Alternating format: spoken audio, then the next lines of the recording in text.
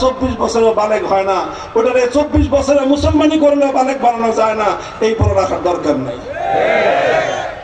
মুসলমানরা সিদ্ধান্ত নিল, যেহেতু আল্লাহর জমিনে আল্লাহর কোরআনের আইন বাস্তবায়নের অঙ্গীকার করে যে রাষ্ট্র হয়েছিল, কোরআনিক সংবিধান যখন পেলাম না, পাকিস্তানের প্রয়োজন নয়, ভেঙে টুকরো করে দাও।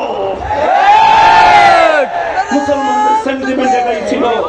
সেই সুযোগে সেই সময়ে 1970 সালের জাতীয় নির্বাচন আসলো। সেই জাতীয় নির্বাচনের প্রাক্কালে এই অঞ্চলের বাঙালিদের নেতা হিসাবে শেখ মুজিবুর রহমান সাহেব সামনে লাইমলাইটে আসলেন। লাইমলাইটে এসে তিনি তার জীবনের সবচেয়ে বড় কল্যাণময় কাজটা করলেন। কি কাজ?